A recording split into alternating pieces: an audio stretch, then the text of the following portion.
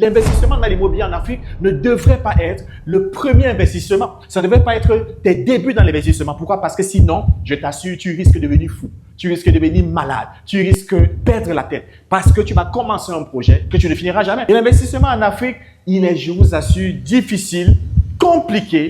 Et pour s'y aventurer, il faut être prêt. Oui, bienvenue ici dans notre lieu paisible, doux, magnifique et merveilleux.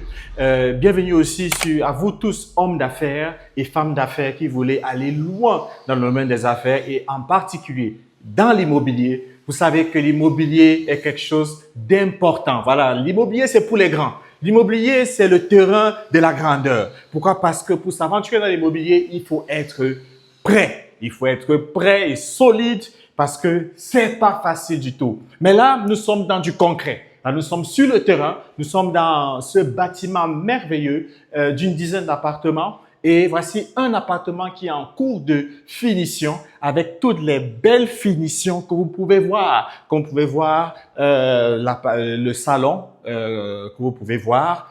Le salon, il est là et tout. Voilà, il est magnifique. Voilà, donc j'ai un conseil à donner à tous ceux qui veulent investir dans l'immobilier, que ce soit en France ou en Afrique. Vous savez, investir dans l'immobilier en France, c'est différent que d'investir dans l'immobilier en Afrique. En France, parfois, tu peux avoir l'accompagnement des banques, mais là, il faut remplir les conditions encore. Vous pouvez avoir l'accompagnement des banques. Et même quand tu as l'accompagnement des banques et que tu veux investir, il y a plusieurs choses qu'il faut faire. Il y a beaucoup de procédures qu'il faut faire. Il faut comprendre l'immobilier. Il faut comprendre ce qu'on appelle, par exemple, le cash flow. Il faut comprendre ce qu'on appelle la rentabilité immobilière. Il y a beaucoup de jargon. Il faut comprendre ce qu'on appelle le TRI, le taux de rentabilité interne. Parce que si vous ne comprenez pas ce jargon, vous allez peut-être investir étant accompagné par la banque, mais vous allez perdre parce que vous allez être en train de rembourser un crédit tous les mois et cela sans avoir de véritables locataires qui payent les loyers, sans avoir de stratégie claire pour votre immobilier, ce n'est pas la peine d'aller contacter la banque. Donc, ça, je vous en dirai beaucoup plus tard. Autre chose, c'est que l'immobilier en Afrique est complètement différent parce que là, il n'y a pas la banque.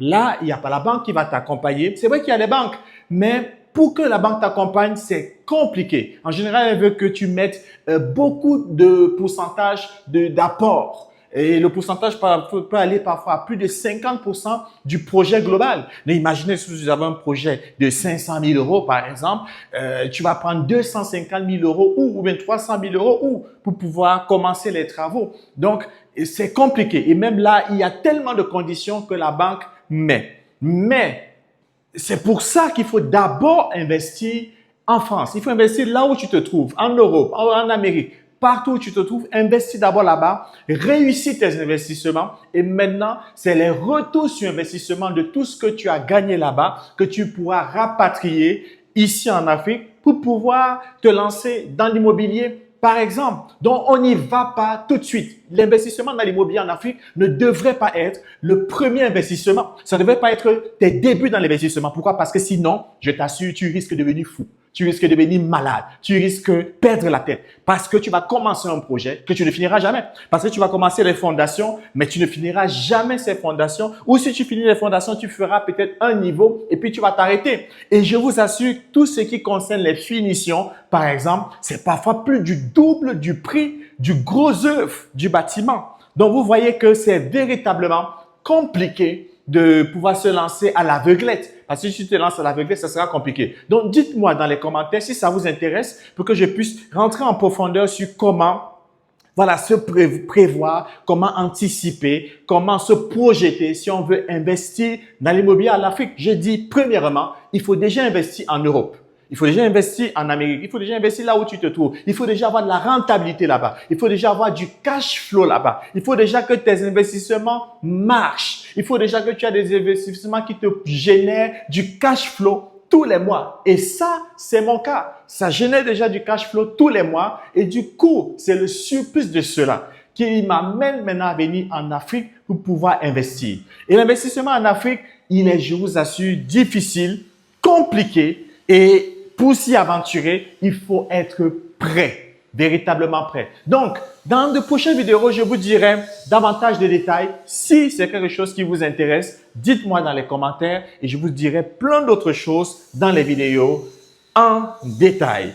Maintenant, mon nom est Cyriac Nguepé. Je suis là pour vous accompagner dans l'aventure des investissements, mais des investissements dans du concret. Voilà, nous sommes sur le terrain, comme vous pouvez bien le voir. Tout est encore en chantier. Nous sommes sur le terrain et c'est du concret. Et je crois que vous allez être beaucoup édifiés. Abonnez-vous et puis suivez-moi dans toutes mes pages et vous allez pouvoir capitaliser sur les erreurs que moi j'ai commises parce que je vous parlerai de plein de choses. Les erreurs que j'ai commises, mes victoires, mes succès, mes nuits blanches, mes sueurs froides, mes moments de difficulté, les moments où ma tête j'étais là, là où je pétais presque les plombs. Et même là où je suis là présentement, c'est compliqué.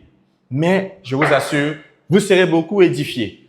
On se voit dans la prochaine vidéo. On se dit à tous, peace.